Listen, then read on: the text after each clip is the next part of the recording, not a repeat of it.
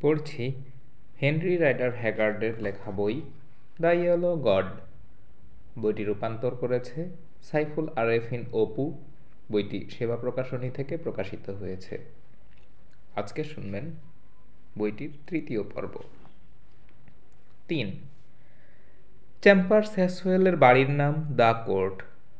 অনেকটা শহুরে আদলে গড়া, বিশাল দালান, বেডরুমই 29টা, প্রতিটার সাথেই অ্যাটাচড বাথরুম রয়েছে অনেকগুলো সিটিং রুম, গ্যারাজ, আস্তাবল আর সুসজ্জিত অফিস কামরা। কয়েক একর জায়গা নিয়ে বানানো সুদৃশ্য বাগান ঘিরে রয়েছে পুরো বাড়িটাকে। স্যার রবার্টের বাড়ির নাম ওল্ড হল, দ্য কোর্ট থেকে কয়েক মাইল দূরে। নামে ওল্ড হলেও খুব বেশি পুরনো নয় বাড়িটা। 100 বছর আগে মূল বাড়িটায় আগুন লেগে ধসে পড়েছিল। ওই ঘটনার অনেক পরে আগের জায়গা থেকে একটু পেছনে একটু ছোট আকারে বাড়িটা পুনর্নির্মাণ করিয়েছে রবার্ট। নিচু টিউডর স্টাইলে বানানো লম্বা বিশাল বাড়িটা লোকটার শৈল্পিক রুচি ও সৌন্দর্যবোধের পরিচয় দিচ্ছে। টালি দিয়ে ছাওয়া অনেকগুলো ছাদ, দোতলা। ধূসর পাথরে নির্মিত এই বাড়ি দেখতে যেমন দৃষ্টিনন্দন, তেমনি এর ভিতরটাও অত্যন্ত বিলাসবহুল। তারপরও ইয়ারলিজের সঙ্গে এর তুলনা চলে না। নিখাদ এলিজাবেথীয় স্টাইলে নির্মিত ভার্নন পরিবারের বাসস্থান। ওক কাঠের ছাদওয়ালা একটা ঘর রয়েছে বাড়িটায়, রাজা জনের আমলে তৈরি। একদা ওটাই নাকি ছিল এ বাড়ির মূল ঘর। ইয়ারলিজে বৈদ্যুতিক সংযোগ বা অন্যান্য আধুনিক সুযোগ সুবিধা নেই। মনোমুগ্ধকর নির্মাণশৈলী আর ঐতিহাসিক গুরুত্বের কারণেই সবাই দেখতে আসে বাড়িটা। ইয়ারলিজের 3 দিক গভীর পরিখা দিয়ে ঘেরা। উন্মুক্ত দিকটায় বিশাল খোলা মাঠ। বাড়ির জানালাগুলো বিশাল। মূল ফটকের সঙ্গে রয়েছে লাল ইটের টাওয়ার। ঘরগুলো নিচু প্যানেল করা। দেয়ালে অ্যালানের পূর্বপুরুষদের পোর্ট্রেট। সব মিলিয়ে চমৎকার ইংলিশ বাড়ি। তবে অযত্ন অবহেলায় পড়ে থাকা বাগান আর বাতাসে ভেসে বেড়ানো পুরানো সোঁদা গন্ধই বলে দেয় এর সুদিন ফুরিয়েছে বেশ আগেই। দ্য কোর্টে মিস্টার হ্যাসওয়েলের সাপ্তাহিক পার্টির আয়োজনে 10 জনের নিমন্ত্রণ ছিল, এদেরই একজন অ্যালান। ও ছাড়া বাকি সবাই নামী পয়সাওয়ালা ব্যবসায়ী। 9 জনের 2 জন ফ্রেঞ্চ ব্যাংকার, 3 জন ইহুদি বণিক। এরা সাহারা সিন্ডিকেটের উদ্যোক্তা। অন্যরা সাহারা ফ্লোটেশনের শেয়ার নিয়ে আগ্রহী। টাকার কুমির সব্বাই। সকাল থেকেই নিজেদের দামি মোটরকারে চেপে দ্য কোর্টে হাজির হতে শুরু করেছে। সবার সঙ্গেই ভ্যালে বা শোফার। তাদের হাতের ছড়ি, আঙুলের আংটি, চেহারা সব কিছুতেই জৌলুস। অর্থনামের অদৃশ্য সুতোর বাঁধন এক করেছে তাদের। ডিনারের জন্য পোশাক বদলের সময় হওয়ার আগে অবশ্য অ্যালান ওখানে নাক জাগায়নি, কারণ ও জানতো ওই সময়ের আগে বারবারা নিচে নামবে না। খাস ভৃত্য জিকিকে সঙ্গে নিয়ে রাত 8টার সময় দ্য কোর্টে উপস্থিত হলো অ্যালান। জিকিকে এনেছে ওর সাহায্যকারী হিসেবে। দ্য কোর্টে পৌঁছানোর সঙ্গে সঙ্গে এগিয়ে এলো হেড বাটলার।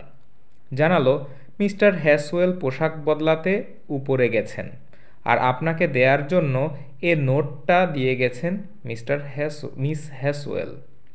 তিনি আপনাকে জানাতে বলেছেন 8:30টায় ডিনার পরিবেশন করা হবে। নোটটা হাতে নিয়ে ওর ঘর দেখাতে অনুরোধ করল অ্যালান। হাতে সময় রয়েছে মাত্র 5 মিনিট। তাড়াহুড়ো করে নোটটা খুলল ও। ওতে লেখা, প্রিয় অ্যালান, দেরি করো না। দেরি করলে আমার পাশের চেয়ারটা তোমার জন্য ধরে রাখতে পারবো না। আজ অবশ্য আমাকে টেবিলে নিয়ে যাবে স্যার রবার্ট। সবাইকে আজ অন্য দিনের চাইতে বেশি অসহ্য লাগছে। আদিওস, বিদায়। আমার ডান পাশে যদি ওদের কেউ বসে, মনে হয় না সহ্য করতে পারবো। ইতি, তোমার বি। পুনশ্চ, তুমি করেছটা কি বলো তো? চাচার কথা না হয় বাদ দিলাম, কিন্তু জঘন্য ওই মেহমানরাও দেখলাম তোমাকে নিয়ে খুব উত্তেজিত। ফুল সাজানোর নাম করে ওদের কিছু কথা শুনেছি। তোমাকে নিয়ে কটু কথা বলতে শুনলাম একজনকে। স্যার রবার্টও বলছিল। সন্দেহ নেই ঘাড় তেড়া গাধাও লাথি হাঁকাতে জানে। আর কে না জানে অন্যের ফলের ঝুড়ি লাথি দিয়ে ফেলে দিতে মহা ওস্তাদ গাধা। আচ্ছা, এই ফলের ঝুড়িটা কি সাহারা ফ্লোটেশন? তাই যদি হয় তাহলে তোমার সব দোষ মাফ করে দিচ্ছি। পুনশ্চ 2, মনে থাকে যেন কাল সকালে আমরা দুজন চার্চে যাব। গায়ে চড়ানোর জন্য ভারী কিছু এনো। আমি আসব গল্ফের পোশাকে। ভাব দেখাবো গল্ফ খেলতে যাচ্ছি। পরে না হয় খ্রিস্টান হওয়া যাবে। অমন পোশাক না পরলে ইহুদিরা সবাই চার্চে আসতে চাইবে। পুনশ্চ 3, বেখেয়াল হইও না। পড়া হলে ফেলে রেখো না চিঠিটা, কারণ তোমার জন্য নিযুক্ত আন্ডারফুটম্যান সমস্ত ফেলে দেওয়া চিঠি পড়ার বদভ্যাস রপ্ত করেছে। বাটলার স্মিথই এ বাড়িতে একমাত্র বিশ্বাসযোগ্য লোক। চিঠিটা পড়ে আপন মনেই হাসল অ্যালান। গত কয়েকদিন থেকেই ওর মনটা বেশ খারাপ ছিল। এখন টনিকের কাজ করেছে বারবারার চিঠিটা। ভালো করে দিয়েছে মন। তপ্ত ঘরের ভেতর ঠান্ডা বাতাসের ঝলক যেন চিঠিটা। রেখে দেওয়ার ইচ্ছা ছিল, কিন্তু বারবারার সতর্কবাণী আমলে নিয়ে আগুনে ফেলে দিল সেটা। গলা খাঁকারি দিয়ে মনে করিয়ে দিল জিকি, ডিনারের জন্য পোশাক পরিবর্তনের সময় হয়ে গেছে। আনমনে একবার ওর দিকে তাকালো অ্যালান। জিকি লম্বা, ওর গায়ের রং এতই কালো যে গা যেন চকচক করছে। কোঁকড়া চুল, গুচ্ছ গুচ্ছ দাড়ি, চুল দাড়ি দুটোই একদম সাদা। হাতের পেশিতে প্রচণ্ড শক্তির আভাস। লম্বা গোলাপি আঙুলে হ্যাজেলনাটের মতো নখ। কালো চোখ জোড়ায় জল করছে কৌতুক। তবে কৌতুক বা অন্য যে কোনো আবেগ তখনই প্রকাশ পায় যখন সে প্রকাশ করতে চায়। আপনার জুতোর ফিতা খুলে দেব মেজর, বিশুদ্ধ ইংরেজিতে বলল জিকি ভরাট গলায়। আর 9 মিনিটের মধ্যেই ডিনারের বেল বাজানো হবে। বেল বাজুক, তারপরে নিচে নামব। ও না, ভুলেই গেছিলাম, তাড়াতাড়ি যেতে হবে। ফায়ারপ্লেসের আগুনটা নিভিয়ে দাও। আমি বেরিয়ে যাওয়ার পর জানালাগুলো খুলে দিও। ঘরটা হট হাউসের মতো গরম হয়ে আছে। বুঝেছি মেজর, আগুন নিভিয়ে জানালা খুলে দেব যাতে বাতাস আসতে পারে। কে কে আসছে শুনেছ নাকি কিছু? 2-একটা নাম কানে এসেছে। 3 জনের সাথে আপনার কখনো দেখা হয়নি, কিন্তু এতক্ষণ ব্যাকরণ মানা ইংরেজিতে কথা বললেও পরের কথাগুলো নিজের মতো করে বলতে লাগলো জিকি, কালোদের মধ্যে প্রচলিত অদ্ভুত ইংরেজিতে। জিকি মনে করে ওরা কালো নিগ্রোদের মতো চোর। এই বাড়িতে এখন আপনি, মিস বারবারা আর জিকি ছাড়া সাদা মনের কোনো মানুষ নেই।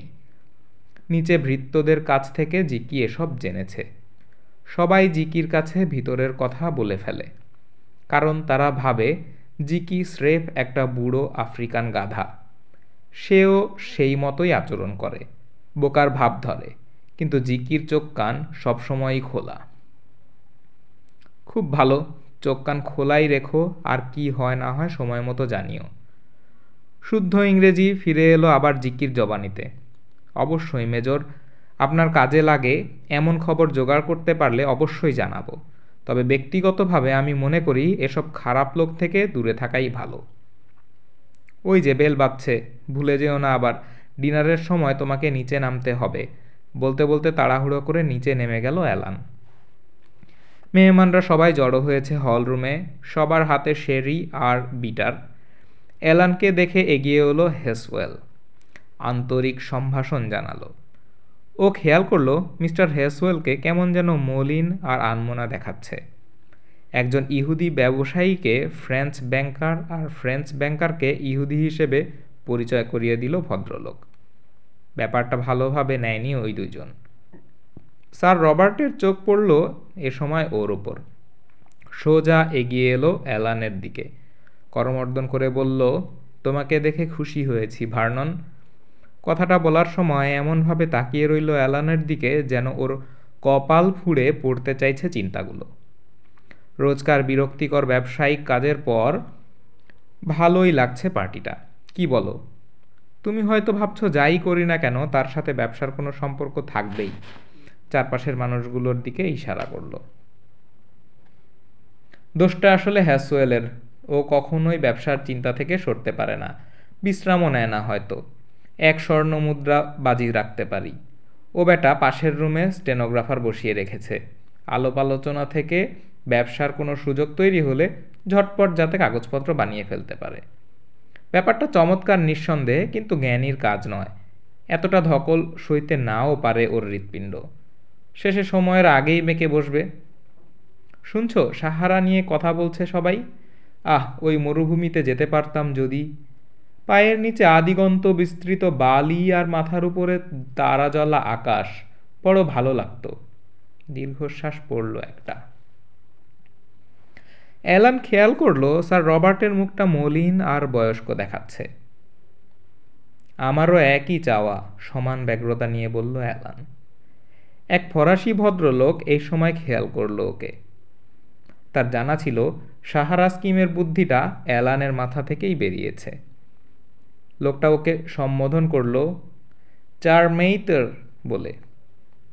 অ্যালানের ফ্রেঞ্চ জ্ঞান সুবিধার নয়, আর ভদ্রলোক এত দ্রুত কথা বলছে যে কিছুই ওর মাথায় ঢুকছে না। তারপরও চেষ্টা করলো কিছু বলার। ঠিক তখনই ঘরে প্রবেশ করলো বারবারা চ্যাম্পার্স। হলঘরটা অনেক বড়, দূর থেকে ছোট্ট দেখাচ্ছে ওকে, তবে ভুলেও কোনো অবকাশ নেই যে ওই বারবারা। বাদামি চুল, হাস্যোজ্জ্বল বাদামি চোখ, মাঝারি উচ্চতার একহারা আকর্ষণীয় ফিগার, মুখের আদল চমৎকার গোল। ওর মতো বা ওর চেয়ে সুন্দর মেয়ে হয়তো অনেক আছে। তারপরও বারবারার মধ্যে এমন কিছু রয়েছে যা ওকে অন্যদের থেকে আলাদা করেছে। দৃপ্ত পদক্ষেপে হেঁটে আসছে মেয়েটা, আত্মবিশ্বাসী ভঙ্গি, লোকের চোখে সরাসরি তাকানোর গুণ রয়েছে ওর।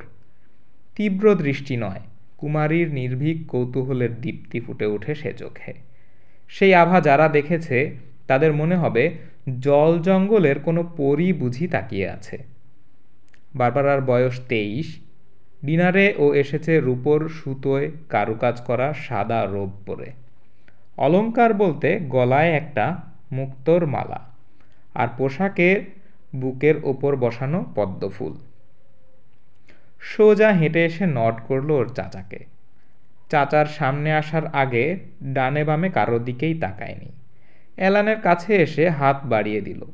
জিজ্ঞেস করলো, কেমন আছো? লাঞ্চের সময় আসনি কেন? ভেবেছিলাম বিকেলে তোমার সাথে গলফ খেলবো।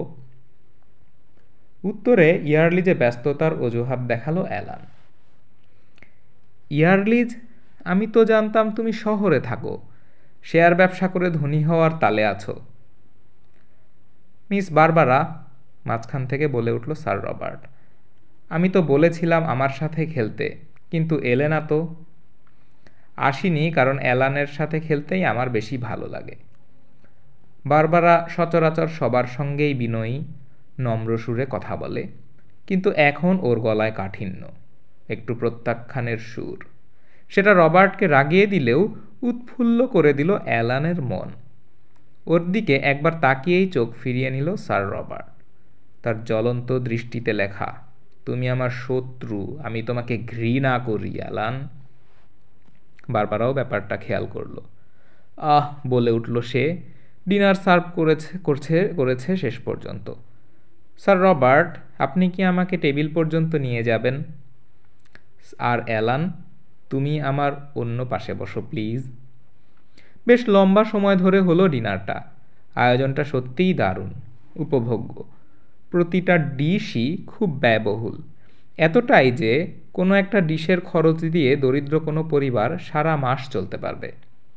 খাওয়া শেষে যে ওয়াইন পরিবেশিত হলো তাও খুব দামি। এক একটা বোতলের দামে 2-1 বছর অনায়াসে চলতে পারবে পরিবারটি। ওয়াইনের দারুণ প্রশংসা করলো সবাই। প্রচুর শ্যাম্পেইন গিলে ফেলেছে এইলওয়ার্ড। ফলাফল, পাশে বসা একজনের সঙ্গে কিছু একটা নিয়ে তুমুল তর্ক জুড়ে দিল। বারবারা অবশ্য ওয়াইন মুখেই তোলেনি, শুধু পানি খেয়েছে। আর মাত্রই জ্বর থেকে ওঠায় অ্যালানও তেমন কিছু খেতে পারেনি। শুধু একটু ক্লারেট আর প্রচুর পানি আর সোডা মিশিয়ে একটু হুইস্কি নিয়েছে।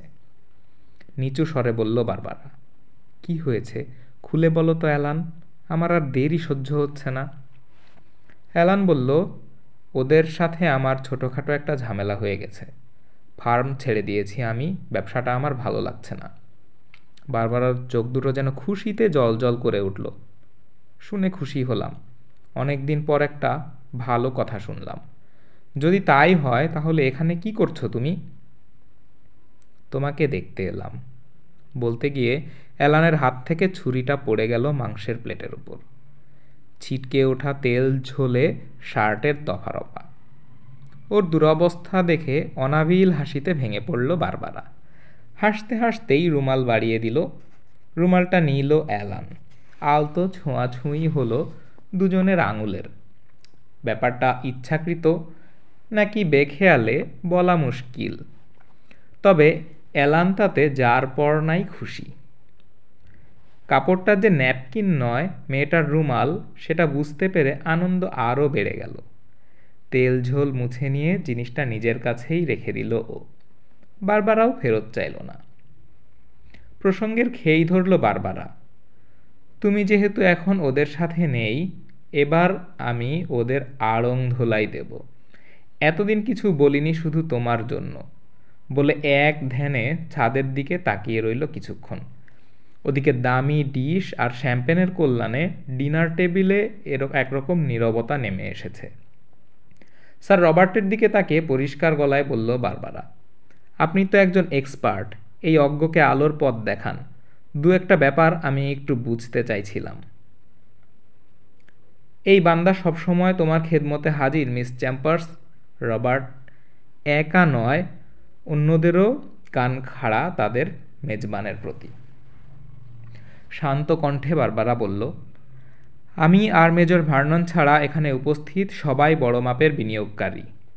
মেজর নিজেও ফাইন্যান্সার হতে চেয়েছিল, কিন্তু আমার বিশ্বাস ওর চেষ্টা ব্যর্থ হতোই, কারণ স্রষ্টা ওকে ওই ধাতুতে বানাননি। ও একজন সৈনিক। স্যার রবার্ট বিড়বিড় করে কি যেন বলল। বারবারা বোধহয় বুঝতে পারল তার কথা। ও না থেমে বলে চলল, আপনারা ধনী আর সফল ব্যবসায়ী। এক সপ্তাহের মধ্যে সম্ভবত আরও ধনী, আরও সফল হবেন। সেটা কিভাবে তাই আমি জানতে চাই। স্পষ্ট বুঝতে পারল স্যার রবার্ট। তার দিকে একটা চ্যালেঞ্জ ছুড়ে দেয়া হলো, এবং চ্যালেঞ্জটা সে কোনো মতেই এড়িয়ে যেতে পারবে না। বিপুল বিনিয়োগের মাধ্যমে, বলল সে। বুঝলাম না, বলছেন বিনিয়োগ, কিন্তু আমি যতদূর শুনেছি ব্যাপারটা হবে কোম্পানি ফ্লোটেশনের মাধ্যমে। ফ্লোটেশন মানে তো বিনিয়োগ করা হয়নি, তবে হবে, তাই না? আজ বিকেলে একটা বই পড়ছিলাম, নাম ডিরেক্টরি অফ ডিরেক্টরস। তাতে ওই ফ্রেঞ্চ ভদ্রলোকদের ছাড়া সবার নামই দেখলাম। এও দেখেছি যেসব কোম্পানির নাম আছে ওতে, সেগুলোর একটাও কখনো ডিভিডেন্ড আয় করেনি। মুনাফাকে কোম্পানির ডিভিডেন্ডেই তো বলেন আপনারা, তাই না? প্রশ্ন হচ্ছে, মুনাফা না করা সত্ত্বেও আপনারা সবাই এত ধনী হলেন কি করে? আর মানুষই বা কেন এতে বিনিয়োগ করবে? স্যার রবার্টের চেহারা অন্ধকার হয়ে গেল, আর অ্যালানের চেহারা হলো লাল। আশপাশের কয়েকজন অস্বস্তির সঙ্গে হেসে উঠল। সেই ফরাসি ভদ্রলোক অ্যালানকে যে পাকড়াও করেছিল, মোটামুটি ইংরেজি বোঝে, পাশের জনকে বলল, আহ, ভদ্রমহিলাটি দারুণ তো, এক্কেবারে জায়গা মতো হাত দিয়ে ফেলেছেন। তারপর ফ্রেঞ্চ ভাষায় হড়বড় করে কি যেন বলল। অন্যরা তার কথা বুঝল কি না তা বোঝা না গেলেও মিস্টার হেসওয়েল যে ঠিকই বুঝেছে সেটা মেজবানের অভিব্যক্তিতেই প্রকাশ হয়ে পড়ল। ফ্রেঞ্চ ভদ্রলোকের কথা কানে যাওয়া মাত্রই টার্কি মোরগের মতো লাল হয়ে উঠল তার চেহারা। বারবারা বলল সে, যে ব্যাপারগুলি তুমি বোঝো না সেগুলো নিয়ে আপাতত ঘাটাঘাটি না করাই ভালো। তাছাড়া আজ আমরা এখানে ডিনার করতে বসেছি, ফাইন্যান্স বা ব্যবসা নিয়ে আলোচনা করতে নয়। ঠিক আছে চাচা, আমি মনে হয় বেশি বলে ফেলেছি। তারপরও বলবো যে অন্ধকারে আমি ছিলাম সেখানেই রয়ে গেছি। জোর করে হাসল রবার্ট। এ ব্যাপারে যদি সত্যিই জানার আগ্রহ থাকে তোমার, তাহলে কয়েকটা কোর্স করো, ট্রেনিং নাও, আর বলতে যাচ্ছিল ম্যামনের শ্রাইনে, উপাসনালয়, আমাদের মতো একটু পূজা অর্চনা করো। কিন্তু তার মনে হলো ম্যামন কথাটা শ্রুতিমধুর নয়। সেজন্য বলল, হলুদ দেবতাকে একটু আধটু তোয়াজ করো। ঝট করে প্লেট থেকে মুখ তুলল অ্যালান। দেখল মিস্টার চ্যাম্পার্সের মুখটা লাল থেকে হঠাৎ ফ্যাকাশে হয়ে গেল। আগ্রহ নিয়ে জানতে চাইল বারবারা, হলুদ দেবতা মানে কি এর? টাকা পয়সা নাকি সোনালি মূর্তিটার কথা বলছেন? ওই যে মহিলার মুখওয়ালা যেটা আপনাদের অফিসে দেখেছিলাম বোধহয়। অ্যালান, বলো না ওটার ব্যাপারে। মূর্তিটার ইতিহাস কি? কোত্থেকেই বা এনেছ? অস্টিন নামে আমার এক চাচা ছিল, বলল অ্যালান। পশ্চিম আফ্রিকা থেকে সেই মূর্তিটা নিয়ে এসেছে। বহুদিন আগের কথা। মূর্তি পূজারী উপজাতি। এলাকায় পা রাখা প্রথম শ্বেতাঙ্গ ব্যক্তি আমার এই চাচা। পুরো গল্পটা অবশ্য আমার জানা নেই, তবে তোমরা চাইলে গল্পটা শোনাতে পারে জিকি। ওই উপজাতিরই লোক ও, চাচার সাথে পালিয়ে এসেছে। আগেই চলে গিয়েছিল জিকি। অতিথিরা চাইল তক্ষুনি তাকে ডেকে আনতে, কিন্তু মিস্টার হ্যাসওয়েল আপত্তি করল। ডিনার শেষে ধূমপান ও বিনোদনের জন্য বিলিয়ার্ড রুমে চলে গেল অতিথিরা। বিলিয়ার্ড রুমটা বিশাল, দৈর্ঘ্যে প্রস্থে অন্তত 60 ফুট তো হবেই। এখানে ওখানে সাদা রং আর রূপোর কারুকাজ করা নানান আকৃতি প্রকৃতির জিনিসপত্র। রুমে ঢুকে অতিথিরা আবিষ্কার করল বিশাল ফায়ারপ্লেসের ধারে দাঁড়িয়ে বারবারা। আপনাদের বিরক্ত করলাম না তো? বলল, আমি আসলে হলুদ দেবতার গল্প শুনতে চাইছিলাম, তাই এখানে আসার লোভ সামলাতে পারিনি। ধূমপান চালিয়ে যান আপনারা, আমার অসুবিধা হচ্ছে না। অ্যালান, জিকিকে কি ডাকবে? না হলে শুতে চলে যাচ্ছি আমি। আবার বাধা দিতে গেল বারবারার চাচা, কিন্তু এইলওয়ার্ডের হস্তক্ষেপে নিমরাজি হলো। অন্যদেরও বেশ আগ্রহী মনে হচ্ছে। তারা জিকিকে সামনাসামনি দেখতে আর ওর মুখ থেকে গল্পটা শুনতে চায়। ডাকা হলো জিকিকে। নিচে এসে সোজা অ্যালানের সামনে গিয়ে দাঁড়ালো সে। মিলিটারি স্যালুট ঠুকে বলল, ডেকেছেন মেজর? মিলিটারি আমল থেকেই অ্যালানের খাস ভৃত্য ও। হ্যাঁ জিকি, ডেকেছি। এই ভদ্রলোকেরা আর মিস বারবারা হলুদ দেবতার গল্প শুনতে চান। যা যা জানা আছে তোমার আমাদের বলো। কয়েক মুহূর্ত চিন্তা করল জিকি। চোখের মণি গায়েব হয়ে গেছে ওর, পুরোপুরি সাদা দেখাচ্ছে চোখের জায়গাটা। এক সময় স্বাভাবিক হয়ে কেতাবি ইংরেজিতে বলল, ব্যাপারটা পুরোপুরি ব্যক্তিগত, এখানে এত লোকের মাঝে সেসব বলতে চাইছি না। হতাশা মিশ্রিত অসন্তুষ্টির গুঞ্জন শোনা গেল। এক ইহুদি এগিয়ে গেল জিকির দিকে, দুটো স্বর্ণমুদ্রা বাড়িয়ে ধরল। এত দ্রুত পয়সা দুটো পকেটস্থ করে ফেলল জিকি, যেন কি করছে সে ব্যাপারে সচেতন নয়। জিকি, বলল বারবারা, গল্পটা বলে ফেলো এবার। ঠিক আছে মিসি, আপনার কথা ফেলতে পারবো না। আপনারা চান আমি হলুদ দেবতার গল্প বলি, কিন্তু আমার গল্পটা আসলে হলুদ দেবীকে নিয়ে। তিনিই আমাদের উপাস্য। হাসতে শুরু করলো সবাই। চোখ উল্টে অপেক্ষায় রইল জিকি। হাসাহাসি থামতেই শুরু হলো গল্প। এখন আমি একজন ভালো খ্রিস্টান, তবে আগে যার পূজা করতাম তার প্রচুর স্বর্ণ আছে, এতই যে স্বর্ণের কোনো মূল্যই নেই তার কাছে। তাহলে কোন জিনিস দামি তার কাছে? কেউ একজন প্রশ্ন করল। রক্ত।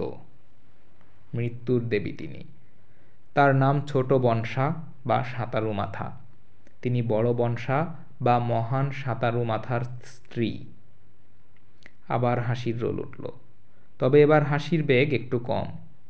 স্যার রবার্ট আর চ্যাম্পার্স হাসাহাসিতে যোগ দেয়নি। অন্যদের উপহাস জিকিকে উত্তেজিত করে তুলল। কেতাবি ভাষা বাদ দিয়ে ফিরে গেল সে কালোদের ইংরেজিতে।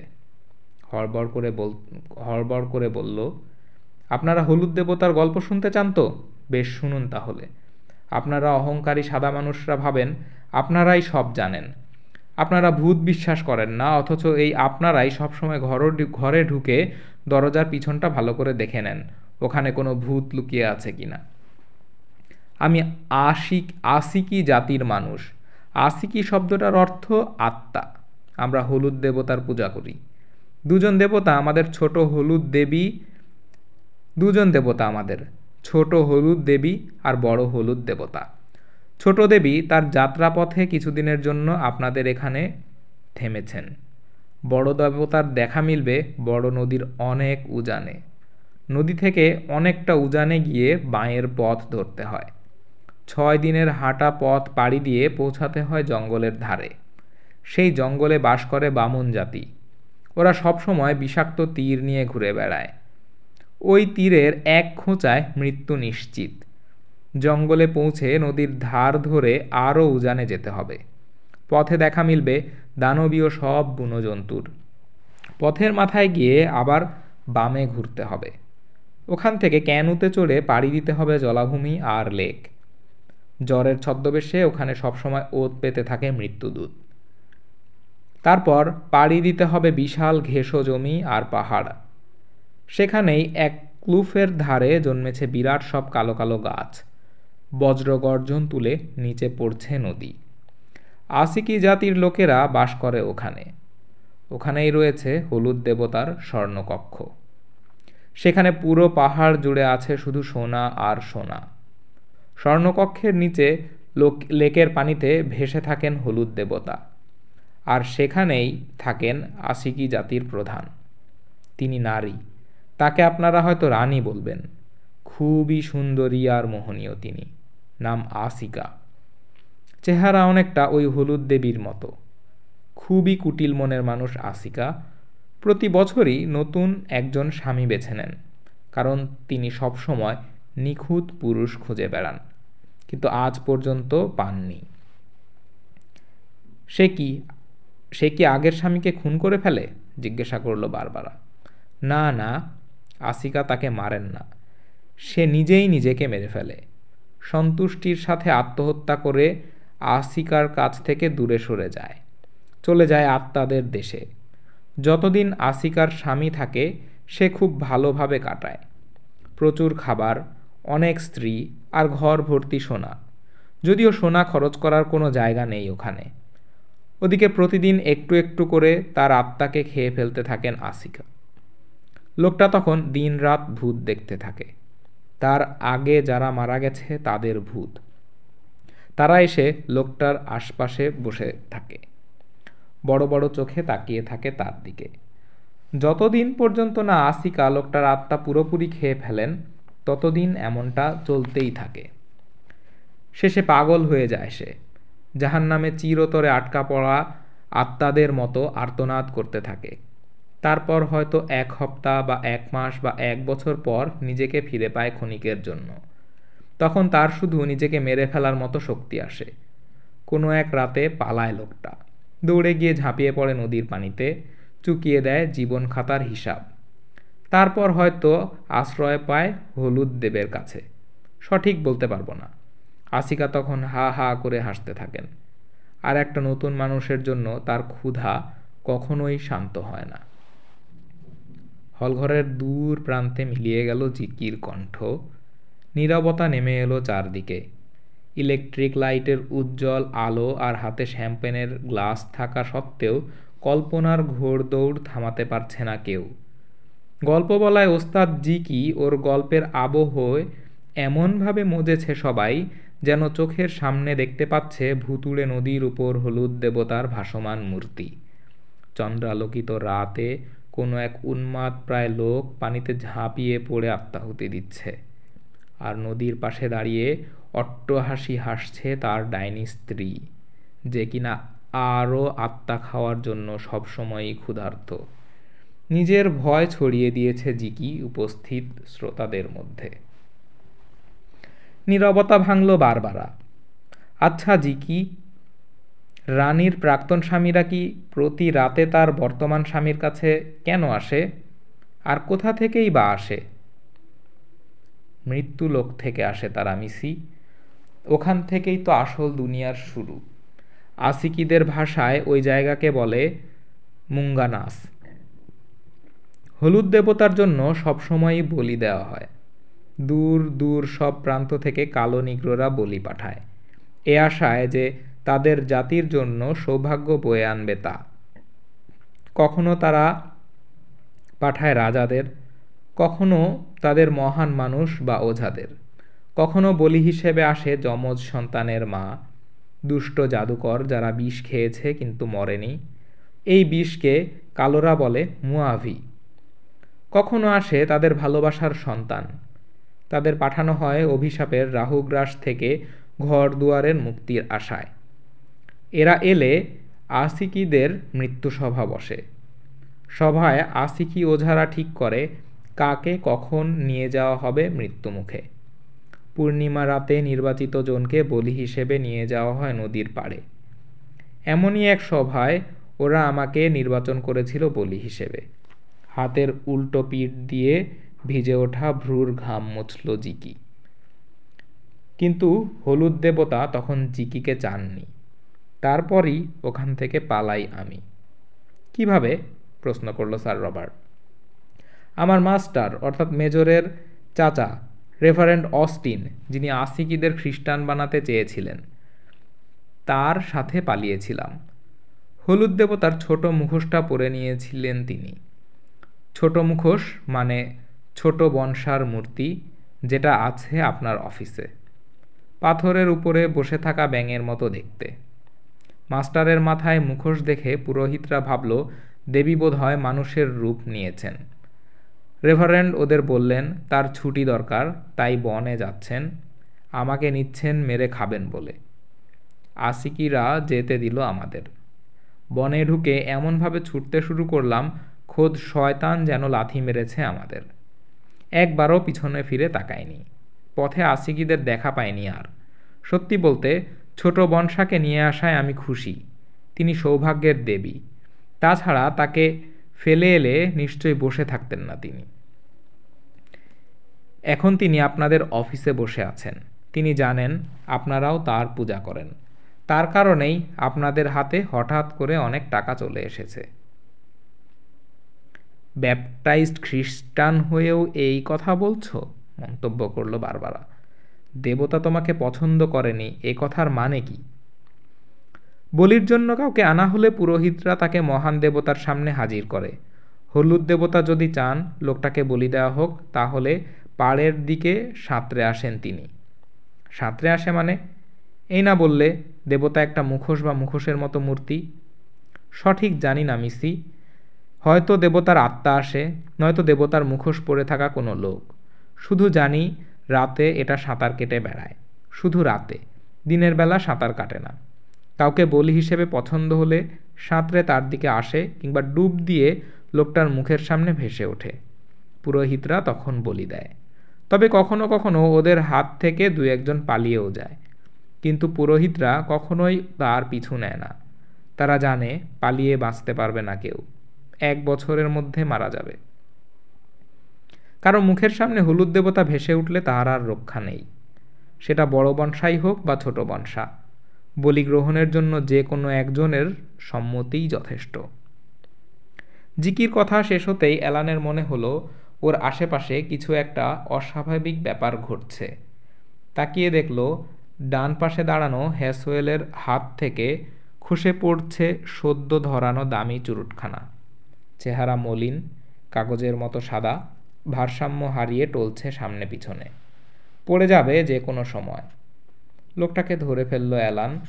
অন্যরাও এগিয়ে এলো। ধরাধরি করে সোফায় শুইয়ে দেওয়া হলো তাকে। কাছেই একটা টেবিলের ওপর সোডা আর নানান লিকার। অবাক হয়ে দেখল অ্যালান, স্যার রবার্ট একটা টাম্বলারের অর্ধেকটা ভরে কনিয়াক নিল, তারপর এক ঢোকেই পুরোটা চালান করে দিল পেটে। দাঁড়িয়ে আছে বটে, কিন্তু তার অবস্থাও খুব একটা সুবিধার নয়। সবাই দ্বিধান্বিত, হুড়োহুড়ি করছে। একজন গিয়ে ফোন করলো ডাক্তারকে। গুরুগম্ভীর গলায় বলল জিকি, হলুদ দেবী তার কাজ করেছেন। হ্যাঁ, ছোট বনসা কাজ করেছেন। অত্যন্ত শক্তিশালী আফ্রিকান দেবী তিনি। আমার ধারণা কোনো না কোনোভাবে তার নজর পড়েছিল আপনাদের এই ফার্মের উপর। সে কারণেই রেভারেন্ড আর আমাকে বাধ্য করেছিলেন তাকে এ দেশে নিয়ে আসতে। আশ্চর্য হওয়ার কিছু নেই, দেবী ত্রিকালদর্শী, সবই তার জানা।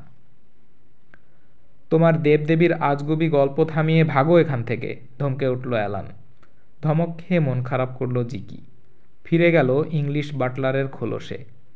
নিচু গলায় কিন্তু সৌজন্যের সঙ্গে বলল, রক্তলিপ্সু দেবদেবীর গল্প তো আমি বলতে চাইনি মেজর, আমাকে বলানো হয়েছে।